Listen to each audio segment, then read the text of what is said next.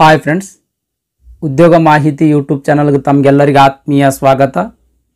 ಇವತ್ತಿನ ವಿಡಿಯೋದಲ್ಲಿ ಸಹಕಾರ ಬ್ಯಾಂಕಿಂಗ್ ಅಥವಾ ಕೋಆಪರೇಟಿವ್ ಬ್ಯಾಂಕಿಂಗ್ ವಿಷಯಕ್ಕೆ ಸಂಬಂಧಿಸಿದಂಗೆ ಹಿಂದಿನ ಎಕ್ಸಾಮ್ಗಳಲ್ಲಿ ಕೇಳಿರ್ತಕ್ಕಂಥ ಪ್ರಶ್ನೋತ್ತರಗಳನ್ನು ಡಿಸ್ಕಸ್ ಮಾಡಿದ್ದೀನಿ ಸ್ನೇಹಿತರೆ. ಹಾಗಾಗಿ ವಿಡಿಯೋ ಸ್ಕಿಪ್ ಮಾಡಲಾರ್ದಂಗೆ ಕೊನೆ ತನಕ ನೋಡ್ರಿ. ಈಗಾಗಲೇ ಇದಕ್ಕೆ ಸಂಬಂಧಿಸಿದಂಗೆ ಒಂದು ವಿಡಿಯೋ ಅಪ್ಲೋಡ್ ಮಾಡಿದ್ದೀನಿ. ಆ ವಿಡಿಯೋದ ಲಿಂಕ್ ಈ ವಿಡಿಯೋದ ಡಿಸ್ಕ್ರಿಪ್ಷನ್ದಾಗ ಇರ್ತದ. ಆ ಲಿಂಕ್ ಮೇಲೆ ಕ್ಲಿಕ್ ಮಾಡುವುದರ ಮೂಲಕ ಆ ವಿಡಿಯೋ ಕೂಡ ಒಮ್ಮೆ ನೋಡ್ರಿ ಸ್ನೇಹಿತರೆ. ಇವತ್ತಿನ ಈ ಸಹಕಾರ ಬ್ಯಾಂಕಿಂಗ್ ಅಥವಾ ಕೋಆಪರೇಟಿವ್ ಬ್ಯಾಂಕಿಂಗಿಗೆ ಸಂಬಂಧಿಸಿದಂಥ ಪ್ರಶ್ನೋತ್ತರಗಳನ್ನು ಸ್ಟಾರ್ಟ್ ಮಾಡೋಣ ಸ್ನೇಹಿತರೆ. ಮೊದಲನೇ ಪ್ರಶ್ನೆ, ಒಬ್ಬ ವ್ಯಕ್ತಿಗೆ ATM ಕಾರ್ಡ್ ನೀಡಲಾಗುತ್ತದೆ. ಅವನು ಡ್ಯಾಶ್ ಖಾತೆಯನ್ನು ಹೊಂದಿದ್ದರೆ, ಅಂದ್ರೆ ಅವನು ಯಾವ ಖಾತೆಯನ್ನ ಅಥವಾ ಯಾವ ಅಕೌಂಟ್ ಅನ್ನ ಹೊಂದಿದ್ರೆ ಬ್ಯಾಂಕಿನವರು ATM ಕಾರ್ಡ್ ಕೊಡ್ತಾರ ಅಂತ ಪ್ರಶ್ನೆ ಅದ. ಯಾವುದೇ ಒಂದು ಬ್ಯಾಂಕಿನಲ್ಲಿ ಯಾವನೇ ಒಬ್ಬ ವ್ಯಕ್ತಿ ಸೇವಿಂಗ್ ಅಕೌಂಟ್, SB ಅಕೌಂಟ್ ಅಂತ ಕರೀತಾರೆ ಇದಕ್ಕೆ, ಸೇವಿಂಗ್ ಬ್ಯಾಂಕ್ ಅಕೌಂಟು, ಆಮೇಲೆ ಕರೆಂಟ್ ಅಕೌಂಟ್, ಈ ಎರಡು ಅಕೌಂಟ್ ಹೊಂದಿದ್ನು ಅಂತ ತಿಳ್ಕೊಳ್ರಿ. ಆ ಬ್ಯಾಂಕಿನವರು ಈ ಎರಡು ಅಕೌಂಟ್ ಹೊಂದಿರತಕ್ಕಂಥ ವ್ಯಕ್ತಿಗೆ ATM ಕಾರ್ಡನ್ನು ಕೊಡ್ತಾರೆ ಸ್ನೇಹಿತರೆ. SB ಅಕೌಂಟ್ ಅಥವಾ ಸೇವಿಂಗ್ ಬ್ಯಾಂಕ್ ಅಕೌಂಟ್ ಅಂದ್ರೆ ಉಳಿತಾಯ ಖಾತೆ ಅಂತ ಅರ್ಥ. ಕರೆಂಟ್ ಅಕೌಂಟು ಅಂತಂದ್ರೆ ಚಾಲ್ತಿ ಖಾತೆ ಅಂತ ಅರ್ಥ ಸ್ನೇಹಿತರೆ. ಹಾಗಾಗಿ ಇದಕ್ಕೆ ಸರಿಯಾದ ಉತ್ತರ ಎ, ಉಳಿತಾಯ ಖಾತೆ. ಅಂದ್ರೆ ಒಬ್ಬ ವ್ಯಕ್ತಿಗೆ ATM ಕಾರ್ಡನ್ನು ಯಾವುದೇ ಒಂದು ಬ್ಯಾಂಕಿನವರು ಉಳಿತಾಯ ಖಾತೆಯನ್ನ ಹೊಂದಿದ್ರೆ ಕೊಡ್ತಾರ. ಇದಕ್ಕೆ ಸಂಬಂಧಿಸಿದಂಥ ಮಾಹಿತಿ ಕೂಡ ನೋಡೋಣ ಸ್ನೇಹಿತರೆ. ATM ಅಂತ ಅದ. ATM ಅಂದ್ರೆ ಏನ್ರಿ? ATM ಅಂದ್ರೆ ಸ್ವಯಂ ಚಾಲಿತ ಸರಾಫ್ ಯಂತ್ರ ಅಂತ ಇದ್ರದ್ದು ಕನ್ನಡದೊಳಗೆ ಫುಲ್ ಫಾರ್ಮು. ಇಂಗ್ಲಿಷ್ನಲ್ಲಿ ಆಟೋಮೆಟಿಕ್ ಟೆಲ್ಲರ್ ಮಷೀನ್ ಅಂತ ಇದ್ರದ್ದು ಫುಲ್ ಫಾರ್ಮ್ ಸ್ನೇಹಿತರೆ. ATMದು full form automatic teller machine. ಈ ATMದ ಬಗ್ಗೆ ನೋಡೋಣ. ಇದು ಬ್ಯಾಂಕ್ಗಳು ಒದಗಿಸುತ್ತಿರುವ ಅತ್ಯಾಧುನಿಕ ಸೌಲಭ್ಯ. ಅಂದ್ರೆ ಬ್ಯಾಂಕಿನಿಂದ ಹಣವನ್ನ ವಿಡ್ರಾ ಮಾಡಬೇಕಂತ ಯಾರಿಗೆ ಅಗತ್ಯ ಇರ್ತಾರಲ್ಲ ಅಂತ ಅವರ ಅನುಕೂಲಕ್ಕಾಗಿ ಬ್ಯಾಂಕಿನವರು ಈ ಒಂದು ವ್ಯವಸ್ಥೆಯನ್ನ ಜಾರಿಗೆ ತಂದಿರತಕ್ಕಂಥದ್ದು. ಅಂದ್ರೆ ATM ಅನ್ನೋ ಒಂದು ವ್ಯವಸ್ಥೆಯನ್ನ ಜಾರಿಗೆ ತಂದಿರತಕ್ಕಂಥದ್ದು. ಈ ಪದ್ಧತಿಯಲ್ಲಿ ಗ್ರಾಹಕನು ಬ್ಯಾಂಕಿನಲ್ಲಿ ಇಡಲಾಗಿರುವ ಯಂತ್ರದಿಂದ ನೇರವಾಗಿ ಹಣವನ್ನು ಪಡೆದುಕೊಳ್ಳಲಿಕ್ಕೆ ಅವಕಾಶ ಇರ್ತದೆ. ಅವನಿಗೊಂದು ATM ಅಂತ ಒಂದು ಕಾರ್ಡ್ ಕೊಟ್ಟಿರ್ತಾರೆ. ಆ ಕಾರ್ಡ್ ಇತ್ತು ಅಂತ ತಿಳ್ಕೊಳ್ರಿ, ಈ ಯಂತ್ರದಲ್ಲಿ ಹಾಕಿ ಆ ಹಣವನ್ನು ಅವ ವಿಡ್ರಾ ಮಾಡ್ಕೊಳ್ಬೋದು. ಈಗ ಎಲ್ಲರಿಗೂ ಗೊತ್ತೈತಿ ATM ಕಾರ್ಡ್ ಅಂತ ಗೊತ್ತೈತಿ, ATM ಮಷಿನ್ ಅಂತ ಅನ್ನೋದು ಏನಂತ ಗೊತ್ತೈತಿ. ಈ ATM ಕಾರ್ಡ್ ಉಪಯೋಗ ಏನು, ATM ಮಷಿನ್ ಉಪಯೋಗ ಏನು ಅಂತಂದ್ರೆ, ಯಾರೇ ಬ್ಯಾಂಕಿನ ವ್ಯಕ್ತಿ ಇರಲಿ ಯಾವುದಾದ್ರೂ ಬ್ಯಾಂಕಿನ ATM ಕಾರ್ಡ್ದೊಳಗೆ ಮಷಿನ್ದೊಳಗೆ ATM ಕಾರ್ಡನ್ನು ಹಾಕಿ ಸುಲಭವಾಗಿ ಹಣವನ್ನು ಪಡೆದುಕೊಳ್ಳಬಹುದು. ಬ್ಯಾಂಕಿಗೆ ಹೋಗಿ ವಿಡ್ರಾ ಸ್ಲಿಪ್ ತುಂಬಿ ಹಣ ತಗೊಳ್ಬೇಕು ಅಂತೇನಿಲ್ಲ. ಇದು ATM ಮಷಿನ್ ಮತ್ತು ATM ಕಾರ್ಡ್ ಒಂದು ಉಪಯೋಗ ಸ್ನೇಹಿತರೆ. ನೆಕ್ಸ್ಟ್ ATM ಕಾರ್ಡ್ ಅಂತಂದ್ರೆ ಏನ್ರಿ? ATM ಕಾರ್ಡ್ ಅಂದ್ರೆ ಬ್ಯಾಂಕಿನವರು ಏನು ಒದಗಿಸ್ತಾರಲ್ಲ, ಒಂದು ಪ್ಲಾಸ್ಟಿಕ್ ಟೈಪ್ ಕಾರ್ಡ್ ಇರ್ತದೆ, ಅದಕ್ಕೆ ನಾವು ATM ಕಾರ್ಡ್ ಅಂತ ಕರಿತೀವಿ. ಈ ATM ಕಾರ್ಡ್ನಲ್ಲಿ ಎರಡು ಪ್ರಕಾರಗಳದಾವೆ. ಒಂದು ಕ್ರೆಡಿಟ್ ಕಾರ್ಡ್, ಎರಡನೇದು ಡೆಬಿಟ್ ಕಾರ್ಡ್. ಕ್ರೆಡಿಟ್ ಕಾರ್ಡ್ ಅಂತಂದ್ರೆ ಏನ್ರಿ? ಕ್ರೆಡಿಟ್ ಕಾರ್ಡ್ಗೆ ನಾವು ಕನ್ನಡದೊಳಗೆ ಉದ್ದರಿ ಕಾರ್ಡ್ಗಳು ಅಂತ ಕರಿತೀವಿ. ಈ ಉದ್ದರಿ ಕಾರ್ಡ್ಗಳು ಅಂತಂದ್ರೆ ಏನು? ಉದ್ದರಿ ಕಾರ್ಡ್ಗಳು ಎಂಬುದು ಬ್ಯಾಂಕಿನಿಂದ ಅಥವಾ ಇತರೆ ಹಣಕಾಸು ಸಂಸ್ಥೆಯಿಂದ ನೀಡಲಾದ ಪ್ಲಾಸ್ಟಿಕ್ ದಾಖಲೆ ಒಂದಿದು. ಪ್ಲಾಸ್ಟಿಕ್ ಟೈಪ್ ಒಂದು ಕಾರ್ಡ್ ಇರ್ತದೆ. ಇದು ಅದನ್ನ ಹೊಂದಿರತಕ್ಕಂಥ ವ್ಯಕ್ತಿ ಸಾಲ ಸೌಲಭ್ಯ ಪಡಿಲಿಕ್ಕೆ ಅವಕಾಶವನ್ನು ಒದಗಿಸಲಾಗಿರ್ತದೆ. ಅಂದ್ರೆ ಬ್ಯಾಂಕಿನವರು ಒಂದು ತಿಂಗಳಿಗೆ ನೀ ಇಂತಿಷ್ಟು ಖರ್ಚು ಮಾಡಬಹುದು ಅಂತ ಸ್ಯಾಂಕ್ಷನ್ ಮಾಡಿರ್ತಾರೆ. ಒಂದು ತಿಂಗಳೊಳಗೆ ಅಷ್ಟು ಖರ್ಚು ಮಾಡಬಹುದು. ಎಲ್ಲಿ ಖರ್ಚು ಮಾಡಬಹುದು? ಎಲ್ಲಾರ ಶಾಪಿಂಗ್ ಆಗಿರ್ಬೋದು, ಏನಾರ ಖರೀದಿ ಮಾಡ್ಲಿಕ್ಕಾಗಿರ್ಬೋದು. ಆದ್ರೆ ಅಮೌಂಟ್ ವಿಡ್ರಾ ಮಾಡಕ್ ಬರುವುದಿಲ್ಲ. ಇದರಿಂದ ಟ್ರಾನ್ಸಾಕ್ಷನ್ ಮಾಡಬಹುದು. ಒಂದು ತಿಂಗಳ ತನಕ ಖರ್ಚು ಮಾಡಿದ ಮೇಲೆ ಮುಂದಿನ ಹಿಂದಿನ ತಿಂಗಳು ಎಷ್ಟು ಖರ್ಚು ಮಾಡಿದ್ರೆ ಅದು ಖರ್ಚು ಮಾಡಿರ್ತಕ್ಕಂಥದ್ದನ್ನು ನೀನು ಆ ಕ್ರೆಡಿಟ್ ಕಾರ್ಡಿಗೆ ಜಮಾ ಮಾಡಬೇಕಾಗ್ತದೆ ಸ್ನೇಹಿತರೆ. ಈ ರೀತಿ ಒಂದು ಕ್ರೆಡಿಟ್ ಕಾರ್ಡ್ ವ್ಯವಸ್ಥೆ ಆಗಿರ್ತದೆ. ನೆಕ್ಸ್ಟ್ ಡೆಬಿಟ್ ಕಾರ್ಡ್ ಅಂತ ಬರ್ತದೆ. ಡೆಬಿಟ್ ಕಾರ್ಡ್ ಅಂದ್ರೆ ಎಲ್ಲರಿಗೂ ಗೊತ್ತಿರತಕ್ಕಂಥ ವಿಷಯ. ಈಗ ಏನು ನೀವು ATM ಕಾರ್ಡ್ ಯೂಸ್ ಮಾಡ್ತಿರಲ್ಲ, ಹೋಗಿ ಮಷಿನ್ದಾಗ ಹಾಕಿ ದುಡ್ಡು ತೆಕ್ಕೊಂಬರ್ತಿರಲ್ಲ, ಅದಕ್ಕೆ ನಾವು ಡೆಬಿಟ್ ಕಾರ್ಡ್ ಅಂತ ಕರಿತೀವಿ. ದೇಣಿ ಕಾರ್ಡ್ ಅಂತ ಕರೀತಾರೆ ಕನ್ನಡದೊಳಗೆ. ದೇಣಿ ಕಾರ್ಡ್ ಅಥವಾ ಖರ್ಚು ಕಾರ್ಡು ಅಂತ ಕರೀತಾರೆ. ಇದೊಂದು ಪ್ಲಾಸ್ಟಿಕ್ ಕಾರ್ಡ್ ಆಗಿರ್ತದೆ. ಈ ದೇಣಿ ಕಾರ್ಡ್ ಅಥವಾ ಡೆಬಿಟ್ ಕಾರ್ಡ್ ಅನ್ನ ಬ್ಯಾಂಕ್ ಕಾರ್ಡ್ ಅಥವಾ ಚೆಕ್ ಕಾರ್ಡ್ ಅಂತಲೂ ಕೂಡ ಕರೆಯಲಾಗ್ತದೆ. ಸರಕುಗಳನ್ನು ಅಥವಾ ಸೇವೆಗಳನ್ನು ಖರೀದಿಸಿದಾಗ, ಅಂದ್ರೆ ಏನಾರೇ ಸಾಮಾನು ಖರೀದಿ ಮಾಡಿದ್ರಿ ಅಥವಾ ಯಾವುದಾದ್ರೂ ಸೇವೆಯನ್ನ ಪಡ್ಕೊಂಡಿರಿ ಅಂತಂದ್ರೆ ಅಂತ ಸಂದರ್ಭದಲ್ಲಿ ನಗದು ಪಾವತಿಯ ಬದಲು ಪರ್ಯಾಯ ವಿಧದಲ್ಲಿ ಪಾವತಿಸ್ಲಕ್ಕೆ ಈ ದೇಣಿ ಕಾರ್ಡನ್ನು ಉಪಯೋಗಿಸಲಾಗ್ತದೆ. ಡೆಬಿಟ್ ಕಾರ್ಡನ್ನು ಉಳಿತಾಯ ಖಾತೆ ಅಥವಾ ಚಾಲ್ತಿ ಖಾತೆ ಸೇವಿಂಗ್ ಅಕೌಂಟ್ ಅಥವಾ ಕರೆಂಟ್ ಅಕೌಂಟ್ ಹೊಂದಿದವರಿಗೆ ಮಾತ್ರ ಕೊಡಲಾಗ್ತದೆ. ಮೋಸ್ಟ್ ಇಂಪಾರ್ಟೆಂಟ್ ಇದು. ಮೊದಲ ATM ಕಾರ್ಡ್ ಅನ್ನ 1967ರಲ್ಲಿ ಲಂಡನ್ನಲ್ಲಿ ಬಾಕ್ಲೆರ್ಸ್ ಎಂಬ ಬ್ಯಾಂಕ್ ನೀಡಿತು ಸ್ನೇಹಿತರೆ. ಪ್ರಪಂಚದಲ್ಲಿಯೇ ಮೊಟ್ಟ ಮೊದಲ ಬಾರಿಗೆ ಈ ಬಾಕ್ಲೆರ್ಸ್ ಎಂಬ ಬ್ಯಾಂಕ್ ATM ಕಾರ್ಡ್ ಅನ್ನ ನೀಡಿತು. ನಮ್ದು ಭಾರತದಲ್ಲಿ ನೋಡೋದಾದ್ರೆ HSBC ಅಂತ ಒಂದು ಬ್ಯಾಂಕ್ ಅದ, ಅಂದ್ರೆ ಹಾಂಗ್ಕಾಂಗ್ ಅಂಡ್ ಸಾಂಘೈ ಬ್ಯಾಂಕ್ ಕಾರ್ಪೊರೇಷನ್ ಅಂತ ಒಂದು ಬ್ಯಾಂಕ್. ಈ ಬ್ಯಾಂಕ್ ಭಾರತದಲ್ಲಿ ಮೊದಲ ATM ಅನ್ನ 1987ರಲ್ಲಿ ಪರಿಚಯಿಸಿತ್ತು. ಈ ATM ಅನ್ನ ಮುಂಬೈನ ಅಂಧೇರಿ ಪೂರ್ವದಲ್ಲಿ ಸ್ಥಾಪಿಸಲಾಯಿತು. ನೆಕ್ಸ್ಟ್ ನೋಡ್ರಿ, ATM ಕಾರ್ಡ್ ಈ ರೀತಿ ಇರ್ತದೆ. ಇದು SBI ಇದೆ ಸ್ನೇಹಿತರೆ, ಇದು SBI ATM ಕಾರ್ಡ್. ಇಲ್ಲಿ 16 ಡಿಜಿಟ್ ನಂಬರ್ ಇರ್ತದ. ಆಮೇಲೆ ಆ ಕಾರ್ಡಿಂದ ಎಕ್ಸ್ಪೈರಿ ಮಂತ್ ಇಯರ್ ಇರ್ತದ. ಆಮೇಲೆ ಅದು ಯಾವ್ದು ಬ್ಯಾಂಕಿನ ಕಾರ್ಡ್ ಅಂತ ಬ್ಯಾಂಕ್ದ ಹೆಸರು ಇರ್ತದ. ಆಮೇಲೆ ಹಿಂದ್ ಬ್ಯಾಂಕ್ ಈ ಕಾರ್ಡಿನ ಹಿಂದೆ ಒಳಿಸಿದ್ರೆ ಈ ರೀತಿ ಇರ್ತದ. ಇಲ್ಲಿ 3 ಡಿಜಿಟ್ CVV ಕೋಡ್ ಅಂತ ಇರ್ತದ. CVV ಅಂತಂದ್ರೆ ಕಾರ್ಡ್ ವೆರಿಫಿಕೇಶನ್ ವ್ಯಾಲ್ಯೂ ಅಂತ ಅದರ ಅರ್ಥ. CVV ನಂಬರ್ ಅದು 3 ಡಿಜಿಟ್ ಆಗಿರ್ತದ. ಇದಿಷ್ಟೇನಪ್ಪ ಅಂದ್ರೆ ATM ಕಾರ್ಡ್ ಬಗ್ಗೆ ಮಾಹಿತಿ ಸ್ನೇಹಿತರೆ. ನೆಕ್ಸ್ಟ್ ಪ್ರಶ್ನೆ, KYC ಅಂದ್ರೆ ಏನು ಅಂತ ಪ್ರಶ್ನೆ ಅದು. ಅಂದ್ರೆ KYC KYC ಅಂತ ಎಲ್ಲರೂ ನಾವು ಈ ಪದವನ್ನ ಬಳಸಿರ್ತೀವಿ. ಇಲ್ಲಿ 4 ಆಪ್ಷನ್ಸ್ ಅದಾವ. ಇದರೊಳಗೆ KYC ಅಂದ್ರೆ ಏನು ಅಂತ ಪ್ರಶ್ನೆ ಅದ. ಇದಕ್ಕೆ ಸರಿಯಾದ ಉತ್ತರ ಸಿ, ನಿಮ್ಮ ಗ್ರಾಹಕರನ್ನ ತಿಳಿದುಕೊಳ್ಳಿ ಅಂತ ಅನ್ನೋದು KYC full form. Know your customer ಅನ್ನೋದು KYC ಫುಲ್ ಫಾರ್ಮ್ ಸ್ನೇಹಿತರೆ. ಕನ್ನಡದೊಳಗ ನಿಮ್ಮ ಗ್ರಾಹಕರನ್ನು ತಿಳಿಯಿರಿ ಅಂತ ಆಗ್ತದೆ. KYCಯ ಪ್ರಕ್ರಿಯೆ ಮತ್ತು ಅದರ ಮಾರ್ಗಸೂಚಿಗಳನ್ನ ಭಾರತೀಯ ರಿಸರ್ವ್ ಬ್ಯಾಂಕ್ RBI 2002ರಲ್ಲಿ ಪರಿಚಯ ಮಾಡಿತು. ಈ ಮಾರ್ಗಸೂಚಿಗಳನ್ನ ಬ್ಯಾಂಕಿಂಗ್ ನಿಯಂತ್ರಣ ಕಾಯ್ದೆ 1945ರ ಸೆಕ್ಷನ್ 35A ಅಡಿಯಲ್ಲಿ ನೀಡಲಾಯಿತು. ಭಾರತೀಯ ರಿಸರ್ವ್ ಬ್ಯಾಂಕ್ 2002ರಲ್ಲಿ ಈ KYCಯನ್ನ ಪರಿಚಯಿಸಿತು. ಈ KYCಯ ಮಾರ್ಗಸೂಚಿಗಳನ್ನ ಬ್ಯಾಂಕಿಂಗ್ ನಿಯಂತ್ರಣ ಕಾಯ್ದೆ 1945ರ ಸೆಕ್ಷನ್ 35A ಅಡಿಯಲ್ಲಿ ನೀಡಲಾಯಿತು ಸ್ನೇಹಿತರೆ. ತಮ್ಮ ಗ್ರಾಹಕರ ಸ್ಪಷ್ಟ ಪರಿಚಯ ಮತ್ತು ವಿಳಾಸವನ್ನ ಬ್ಯಾಂಕ್ಗಳು ಖಚಿತವಾಗಿ ತಿಳಿದುಕೊಂಡಿರಬೇಕು ಅನ್ನೋ ಒಂದು ಉದ್ದೇಶದಿಂದ ರಿಸರ್ವ್ ಬ್ಯಾಂಕ್ ನಿಮ್ಮ ಗ್ರಾಹಕರನ್ನು ತಿಳಿಯಿರಿ ಅಂತ ಬ್ಯಾಂಕ್ಗಳಿಗೆ ವಿವರವಾದ ಮಾರ್ಗಸೂಚಿಯನ್ನು ನೀಡಿತು. KYCಯ ಪ್ರಮುಖ ಉದ್ದೇಶ ಏನ್ರಿ? ಹಣಕಾಸಿನ ವಹಿವಾಟುಗಳಿಗೆ ಸಂಬಂಧಿಸಿದಂಗ ಅಪಾಯಗಳನ್ನು ತಗ್ಗಿಸುವುದು. ಆಮೇಲೆ ಮನಿ ಲಾಂಡ್ರಿಂಗ್ ಆಗಿರ್ಬೋದು, ವಂಚನೆ ಆಗಿರ್ಬೋದು, ಭಯೋತ್ಪಾದಕ ಹಣಕಾಸಿನಂತ ಕಾನೂನು ಬಾಹಿರ ಚಟುವಟಿಕೆಗಳನ್ನು ತಡೆಗಟ್ಟುವುದು KYCಯ ಪ್ರಾಥಮಿಕ ಉದ್ದೇಶ ಸ್ನೇಹಿತರೆ.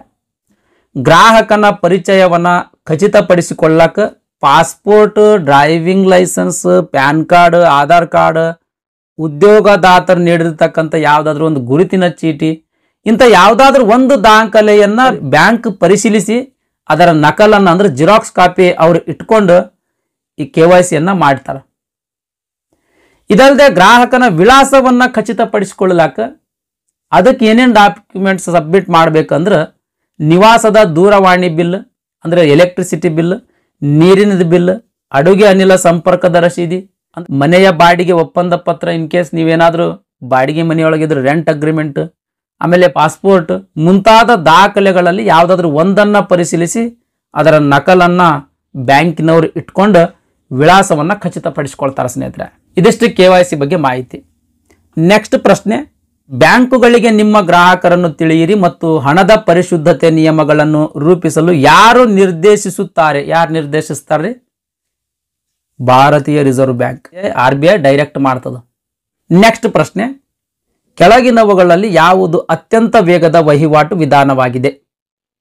ಅಂದ್ರೆ ನಿಮ್ಮ ಅಕೌಂಟ್ನಾಗ ದುಡ್ಡು ಅದಾವ, ನೀವು ಆನ್ಲೈನ್ ಮುಖಾಂತರ ಇನ್ನೊಬ್ಬರಿಗೆ ನಿಮ್ಮಲ್ಲಿರ್ತಕ್ಕಂಥ ನಿಮ್ಮ ಅಕೌಂಟ್ನಲ್ಲಿರ್ತಕ್ಕಂಥ ಸ್ವಲ್ಪ ಬ್ಯಾಲೆನ್ಸ್ ಅನ್ನ ಟ್ರಾನ್ಸ್ಫರ್ ಮಾಡಬೇಕಾಗೈತಿ. ಈ ಆನ್ಲೈನ್ ಟ್ರಾನ್ಸ್ಫರ್ ಮಾಡಬೇಕಾದ್ರೆ ಬಹಳಷ್ಟು ವಿಧಾನಗಳದಾವ.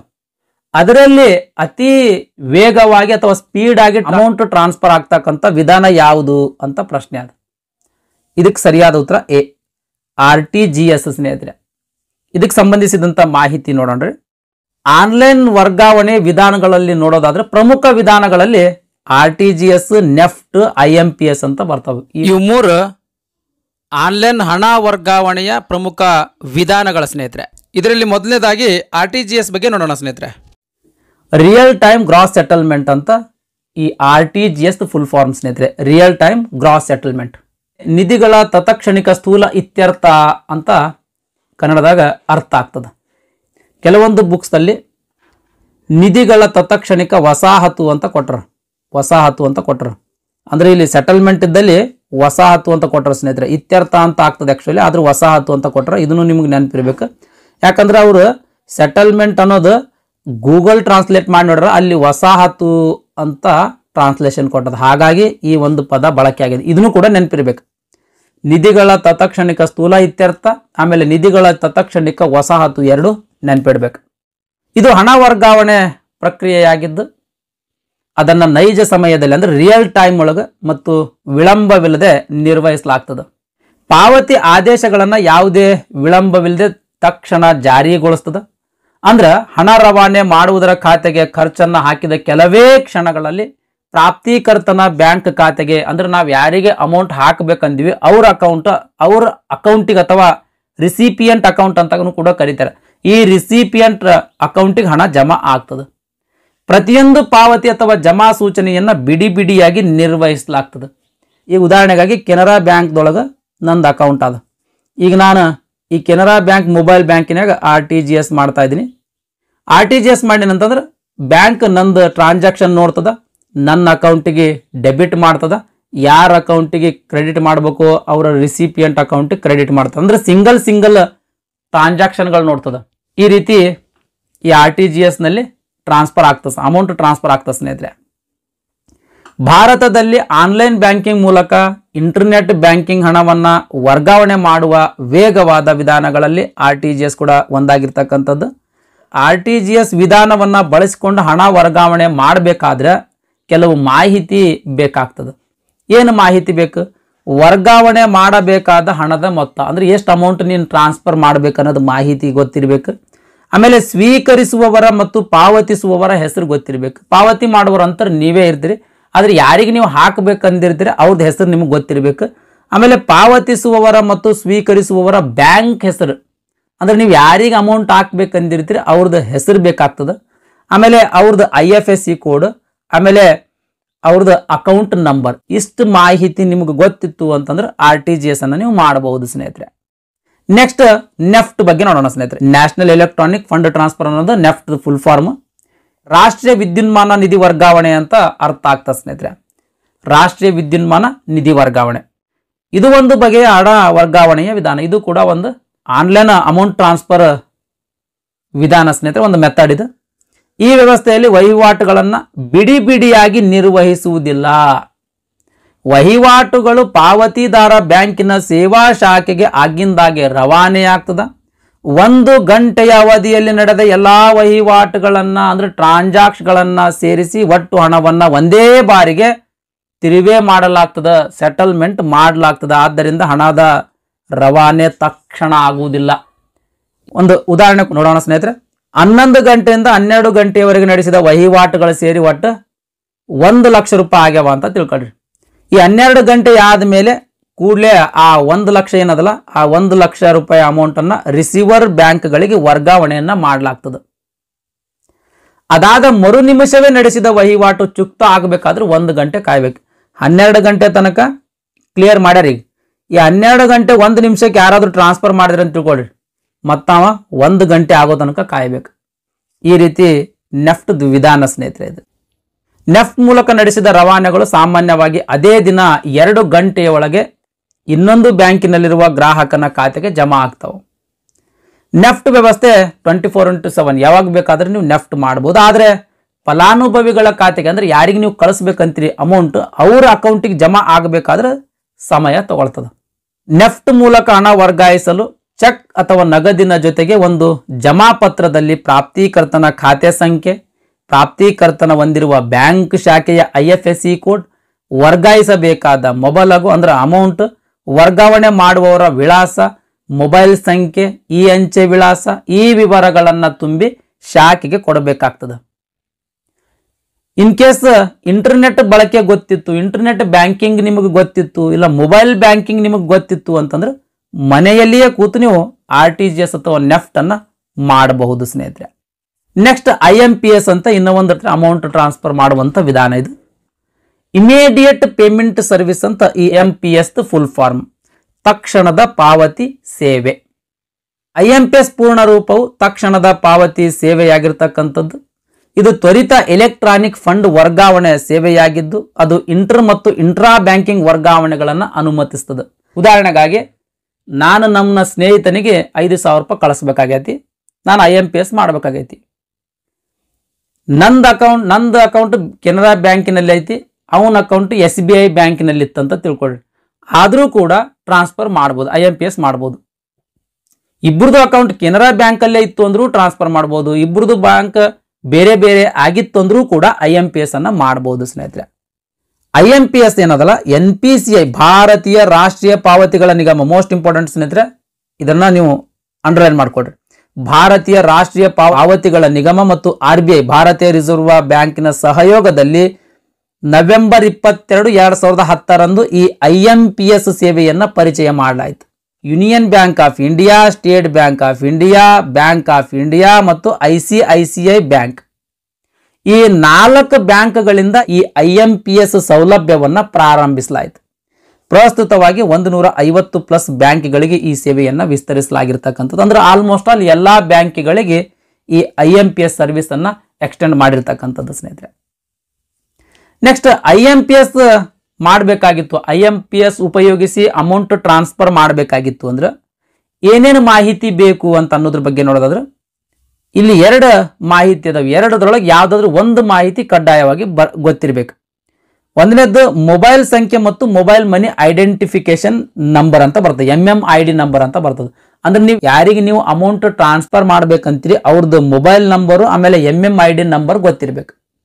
ಇಲ್ಲ ಅಂತಂದ್ರೆ ಅವ್ರದ್ದು ಅಕೌಂಟ್ ನಂಬರ್ ಮತ್ತು IFSC ಕೋಡ್ ಗೊತ್ತಿರಬೇಕು.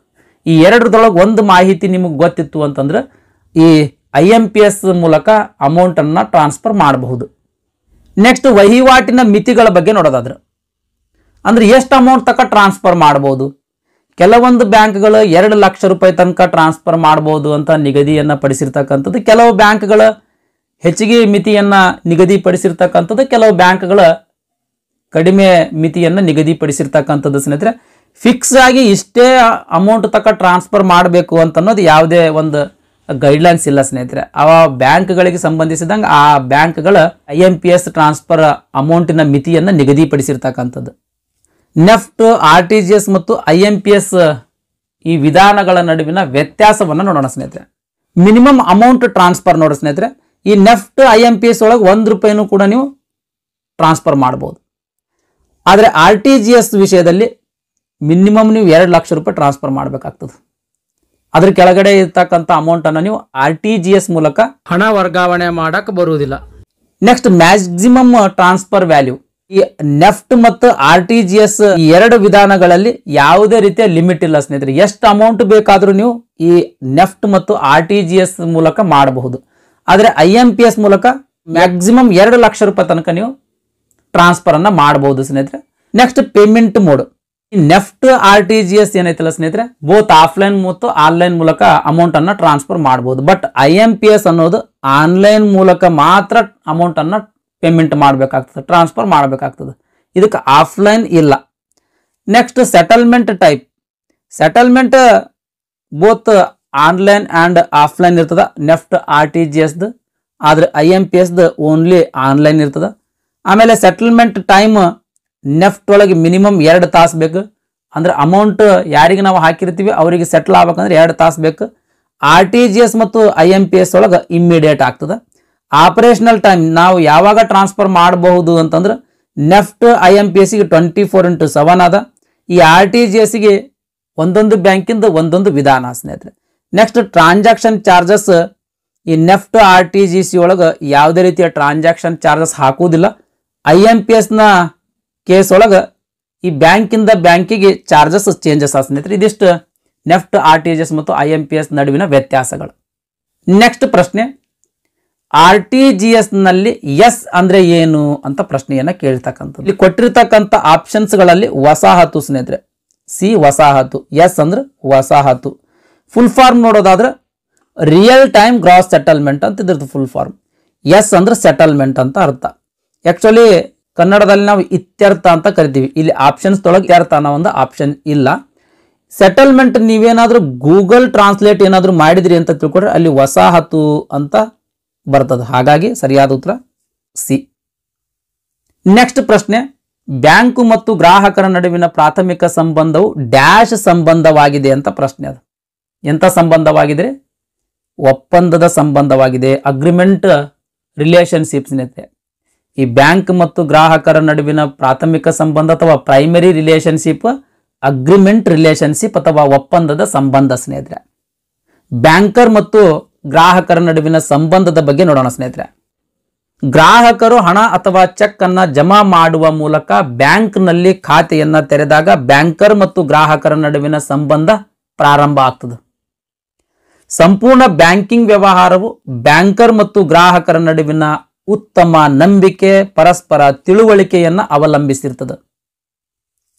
ಬ್ಯಾಂಕರ್ ಮತ್ತು ಗ್ರಾಹಕರ ನಡುವಿನ ಸಂಬಂಧದೊಳಗೆ ಎರಡು ಪ್ರಕಾರಗಳು. ಮೊದಲನೇದು ಜನರಲ್ ರಿಲೇಷನ್ಶಿಪ್ ಅಂದ್ರೆ ಸಾಮಾನ್ಯ ಸಂಬಂಧಗಳು. ಎರಡನೇದು ವಿಶೇಷ ಸಂಬಂಧ ಅಂದ್ರೆ ಸ್ಪೆಷಲ್ ರಿಲೇಷನ್ಶಿಪ್ ಅಂತ ಎರಡು ಪ್ರಕಾರಗಳು. ಜನರಲ್ ರಿಲೇಷನ್ಶಿಪ್ ಒಳಗೆ ಮತ್ತೆ ಎರಡು ಪ್ರಕಾರಗಳು. ಪ್ರೈಮರಿ ರಿಲೇಷನ್ಶಿಪ್, ಆಮೇಲೆ ಸೆಕೆಂಡರಿ ರಿಲೇಷನ್ಶಿಪ್ ಅಥವಾ ಸಬ್ಸಿಡರಿ ರಿಲೇಷನ್ಶಿಪ್ ಅಂತ ಮತ್ತೆ ಎರಡು ಪ್ರಕಾರಗಳು. ಈ ಪ್ರೈಮರಿ ರಿಲೇಷನ್ಶಿಪ್ ಒಳಗೆ ಬ್ಯಾಂಕಿನಲ್ಲಿ ಬ್ಯಾಂಕರ್ ಮತ್ತು ಗ್ರಾಹಕರ ನಡುವಿನ ಸಂಬಂಧ ಒಪ್ಪಂದದ ಸಂಬಂಧ ಆಗಿರ್ತದೆ, ಅಗ್ರಿಮೆಂಟ್ ಸಂಬಂಧ ಆಗಿರ್ತದೆ. ಒಪ್ಪಂದ ಅಂದ್ರೆ ಎರಡು ಪಕ್ಷಗಳ ನಡುವಿನ ಒಪ್ಪಂದ. ಇದು ಸಾಲಗಾರ ಮತ್ತು ಸಾಲದಾತ ಎಂಬ ಬ್ಯಾಂಕರ್ ಮತ್ತು ಗ್ರಾಹಕರ ನಡುವಿನ ಪ್ರಾಥಮಿಕ ಸಂಬಂಧ ಆಗಿರ್ತಕ್ಕಂಥದ್ದು ಸ್ನೇಹಿತರೆ. ಬ್ಯಾಂಕರ್ ಮತ್ತು ಕಸ್ಟಮರ್ದ ಪ್ರೈಮರಿ ರಿಲೇಷನ್ಶಿಪ್ ಎಂಥದ್ದು ಅಂತ ನಿಮಗೆ ಗೊತ್ತಾಯ್ತು ಅಂತ ಅನ್ಕೊಳ್ತೀನಿ. ನೆಕ್ಸ್ಟ್ ಇನ್ನೂ ಹಲವಾರು ರೀತಿಯ ಸಂಬಂಧಗಳದಾವ ಸ್ನೇಹಿತರೆ. ಜಸ್ಟ್ ಇಲ್ಲಿ ವಿಡಿಯೋ ಪಾಸ್ ಮಾಡಿ ನೋಡ್ರಿ.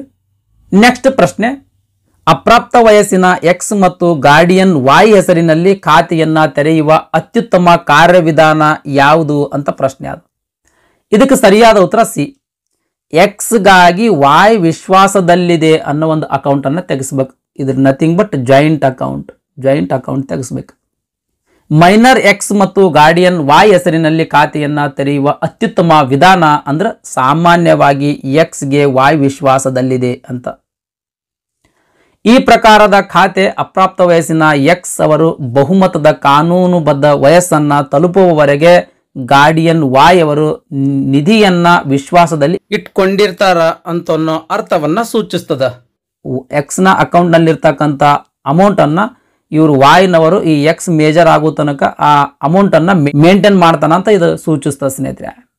ನೆಕ್ಸ್ಟ್ ಪ್ರಶ್ನೆ, ಹವಾಲಾ ವಹಿವಾಟನ್ನ ನಿಯಂತ್ರಿಸಲು ಈ ಕೆಳಗಿನವುಗಳಲ್ಲಿ ಯಾವುದು ಉಪಯುಕ್ತವಾಗಿದೆ ಅಂತ ಪ್ರಶ್ನೆ. ಅದು ಇದಕ್ಕೆ ಸರಿಯಾದ ಉತ್ತರ ಎ, ಫೆಮಾ ಕಾಯ್ದೆ. ಈ ಹವಾಲಾ ವಹಿವಾಟುಗಳನ್ನ ನಿಯಂತ್ರಿಸ್ಲಕ್ಕ ಫೆಮಾ ಕಾಯ್ದೆ ಉಪಯುಕ್ತವಾಗಿರ್ತಕ್ಕಂಥದ್ದು. ಈ ಹವಾಲಾ ವಹಿವಾಟಿನ ಬಗ್ಗೆ ಸಂಪೂರ್ಣವಾದಂಥ ಮಾಹಿತಿಯನ್ನು ನೋಡೋಣ ಸ್ನೇಹಿತರೆ. ಈ ಹವಾಲಾ ಅನ್ನೋದು ಅರೇಬಿಕ್ ಭಾಷೆಯ ಒಂದು ಪದ. ಇದರ ಅರ್ಥ ವರ್ಗಾವಣೆ ಅಥವಾ ಕೆಲವೊಮ್ಮೆ ನಂಬಿಕೆ ಅಂತ ಅರ್ಥ ಆಗ್ತದೆ. ಭಾರತದಲ್ಲಿ ಇದನ್ನ ಹುಂಡಿ ಅಂತಲೂ ಕೂಡ ಕರೀತಾರೆ. ಹವಾಲಾವನ್ನ ಭಾರತದಲ್ಲಿ ಹುಂಡಿ ಅಂತಲೂ ಕೂಡ ಕರೀತಾರೆ. ಹವಾಲಾ ವಹಿವಾಟು ಅಂದ್ರೆ ಏನು? ಹವಾಲಾ ವಹಿವಾಟು ಅಂದ್ರೆ ಹಣ ಚಲನೆ ಇಲ್ಲದ ಹಣ ವರ್ಗಾವಣೆ ಮಾಡುವುದಕ್ಕೆ ನಾವು ಹವಾಲಾ ವಹಿವಾಟು ಅಂತ ಕರಿತೀವಿ. ಅಂದ್ರೆ ಹವಾಲಾ ಎಂಬುದು ಅನೌಪಚಾರಿಕ ಅನಿಯಂತ್ರಿತ ವಿದೇಶಿ ಕರೆನ್ಸಿಗಳನ್ನ ಅಲ್ಲಿಂದ ದೇಶಕ್ಕೆ ವರ್ಗಾಯಿಸುವ ಒಂದು ವಿಧಾನ ಸ್ನೇಹಿತರೆ. ಈ ಹವಾಲಾ ವಹಿವಾಟುಗಳು ಸೆಂಟ್ರಲ್ ಬ್ಯಾಂಕ್ ಅಂದ್ರೆ ಭಾರತೀಯ ರಿಸರ್ವ್ ಬ್ಯಾಂಕ್ ನಿಂದ ನಿಯಂತ್ರಿಸಲ್ಪಡುವಂತ ವಹಿವಾಟು ಸ್ನೇಹಿತರೆ, ಟ್ರಾನ್ಸಾಕ್ಷನ್ಗಳಿವು. ಇದರಲ್ಲಿ ವ್ಯಕ್ತಿಗಳ ನಡುವೆ ನಿಜವಾದ ಹಣ ವರ್ಗಾವಣೆ ನಡೆಯುವುದಿಲ್ಲ. ಈ ವ್ಯವಹಾರಗಳನ್ನ ಹವಾಲಾದಾರರು ಎಂಬ ಮಧ್ಯವರ್ತಿಗಳ ಮೂಲಕ, ಏಜೆಂಟ್ಗಳ ಮೂಲಕ ಮಾಡಲಾಗ್ತದೆ. ಈ ವ್ಯವಹಾರವು ಹವಾಲಾದಾರನ ಮೇಲೆ ವ್ಯಕ್ತಿಯು ಹೊಂದಿರತಕ್ಕಂಥ ನಂಬಿಕೆಯ ಆಧಾರದ ಮೇಲೆ ಸಂಪೂರ್ಣವಾಗಿ ಕಾರ್ಯವನ್ನು ನಿರ್ವಹಿಸ್ತಿರ್ತದೆ. ಇದಕ್ಕೊಂದು ಉದಾಹರಣೆ ಕೊಡ್ತೀನಿ ಸ್ನೇಹಿತರೆ. ಭಾರತದೊಳಗೆ ಎ ಅನ್ನೊಬ್ಬ ವ್ಯಕ್ತಿ ಅದನ, ಇವನ್ ಕಡೆ ಕಪ್ಪು ಹಣ ಭಾಳ ಅದ, ಅಂದ್ರೆ ಹಣ ಭ್ರಷ್ಟಾಚಾರ ಮಾಡಿ ಗಳಿಸ್ಯಾನ. ಇದಕ್ಕೆ ವೈಟ್ ಅಮೌಂಟ್ ಆಗಿ ಕನ್ವರ್ಟ್ ಮಾಡ್ಬೇಕಾಗೈತಿ. ಅವ ಏನ್ ಮಾಡ್ತಾನೆ, ಎ ಅನ್ನವ ಆ ಹೊರದೇಶದಲ್ಲಿರ್ತಕ್ಕಂಥ ಹವಾಲಾ ಅನ್ನೊಬ್ಬ ಏಜೆಂಟ್ಗೆ ಅವನಲ್ಲಿರ್ತಕ್ಕಂಥ ಅಮೌಂಟನ್ನು ಟ್ರಾನ್ಸ್ಫರ್ ಮಾಡ್ತಾನೆ. ಇದು ವ್ಯವಹಾರ ನಂಬಿಕೆಯ ಮೇಲೆ ನಡೀತಕ್ಕಂಥ ವ್ಯವಹಾರ. ಇದ್ರಾಗ ರೂಲ್ಸ್ ರೆಗ್ಯುಲೇಷನ್ಸ್ ಇರುವುದಿಲ್ಲ, ನಂಬಿಕೆ ಮೇಲೆ ನಡೀತಕ್ಕಂಥ ವ್ಯವಹಾರ ಇದು. ಹವಾಲ್ದಾರ ಏನ್ ಮಾಡ್ತಾನ, ಈ ವಿದೇಶದಲ್ಲಿರ್ತಕ್ಕಂಥ ಹವಾಲದಾರ ಭಾರತದಲ್ಲಿರ್ತಕ್ಕಂಥ ಹವಾಲದಾರಿಗೆ ಅಮೌಂಟನ್ನು ಬೇರೆ ರೂಪದಲ್ಲಿ ಯಾವುದಾದ್ರೂ ಒಂದು ಆ ಬಿಸ್ನೆಸ್ಸೋ ಈ ಬಿಸ್ನೆಸ್ಸೋ ಏನೋ ಏಳಿಗೆಸಿಂದ ಆ ಅಮೌಂಟನ್ನು ಭಾರತ ಕಳಿಸ್ತಾನೆ ಸ್ನೇಹಿತರೆ. ಈ ರೀತಿ ಒಂದು ಪದ್ಧತಿ ಆಗಿರ್ತದೆ. ಈ ರೀತಿ ಟ್ರಾನ್ಸಾಕ್ಷನ್ಗಳು ನಡಿಬಾರ್ದು ಅನ್ನೋದಕ್ಕೋಸ್ಕರ ಭಾರತೀಯ ರಿಸರ್ವ್ ಬ್ಯಾಂಕ್ ಈ ಹವಾಲಾ ಟ್ರಾನ್ಸಾಕ್ಷನ್ಗಳನ್ನು ನಿಯಂತ್ರಣ ಮಾಡ್ತಾರೆ, ರೆಗ್ಯುಲೇಟ್ ಮಾಡ್ತದೆ. ಈ ವಹಿವಾಟುಗಳನ್ನು ಸಾಮಾನ್ಯವಾಗಿ ಒಂದು ದೇಶದ ವ್ಯಕ್ತಿಯು ಇತರ ದೇಶದ ಇನ್ನೊಬ್ಬ ವ್ಯಕ್ತಿಗೆ ಹಣವನ್ನು ಕಳುಹಿಸಲು ಬಯಸಿದಾಗ ಅವರು ಈ ಹವಾಲಾ ವಹಿವಾಟನ್ನು ಬಳಸ್ತಾರೆ. ಏಕೆಂದರೆ ಹವಾಲಾ ವ್ಯವಹಾರಗಳಲ್ಲಿ ವ್ಯಕ್ತಿಯು ಮಾಡಿದ ವಹಿವಾಟಿಗೆ ಯಾವುದೇ ಮಿತಿಯನ್ನ ನಿಗದಿಪಡಿಸಲಾಗುವುದಿಲ್ಲ. ಒಬ್ಬರು ಎಷ್ಟು ಹಣವನ್ನು ಬೇಕಾದರೂ ಕಳಿಸಬಹುದು. ಸರ್ಕಾರಕ್ಕೆ ಸೂಕ್ತ ತೆರಿಗೆ ಪಾವತಿಸದೆ ಅಪಾರ ಪ್ರಮಾಣದ ಕಪ್ಪು ಹಣ ಮಾಡಿರುವ ಬಹುತೇಕ ಉದ್ಯಮಿಗಳು ತಮ್ಮ ಹಣವನ್ನು ಸುರಕ್ಷಿತವಾಗಿ ಎಲ್ಲೋ ಬಚ್ಚಿಡಲಕ್ಕೆ ಬಯಸ್ತಾರೆ. ಮತ್ತು ಸರ್ಕಾರದ ಯೋಜನೆಗಳ ಮೂಲಕ ಲಂಚ ಪಡೆದ ಉತ್ತಮ ಪ್ರಮಾಣದ ಕಪ್ಪು ಹಣ ಅಂದ್ರೆ ಭ್ರಷ್ಟಾಚಾರ ಮಾಡಿ ಏನೋ ಹಣ ಗಳಿಸಿರ್ತಾರಲ್ಲ ಅಂತ ರಾಜಕಾರಣಿಗಳು ಈ ಮಾರ್ಗವನ್ನು ಬಳಸ್ತಾರೆ, ಹವಾಲಾ ಮಾರ್ಗವನ್ನು ಬಳಸ್ತಾರೆ. ಪ್ರತಿ ವರ್ಷ ಸುಮಾರು 14 ಶತಕೋಟಿ ಡಾಲರ್ ವಿದೇಶಿ ಕರೆನ್ಸಿ ಭಾರತಕ್ಕೆ ಬರ್ತದೆ. 14 ಶತಕೋಟಿ ಡಾಲರ್ ವಿದೇಶಿ ಕರೆನ್ಸಿ ಭಾರತಕ್ಕೆ ಬರ್ತದೆ. ಅದರಲ್ಲಿ ಕೇವಲ 4 ಶತಕೋಟಿ ಡಾಲರ್ ಮಾತ್ರ ಅಧಿಕೃತ ಬ್ಯಾಂಕ್ಗಳು ಮತ್ತು ಹಣಕಾಸು ಸಂಸ್ಥೆಗಳ ಮೂಲಕ ಬರ್ತದೆ. ಉಳಿದ 10 ಶತಕೋಟಿ ಡಾಲರ್ ಹವಾಲಾ ವ್ಯವಸ್ಥೆಯ ಮೂಲಕ ಭಾರತವನ್ನು ಪ್ರವೇಶಿಸುತ್ತದೆ ಸ್ನೇಹಿತರೆ. ಭಾರತದಲ್ಲಿ ಹವಾಲಾ ಟ್ರಾನ್ಸಾಕ್ಷನ್ ಆಕ್ಟ್ ಎಂಬ ನಿರ್ದಿಷ್ಟ ಕಾಯ್ದೆ ಇಲ್ಲ.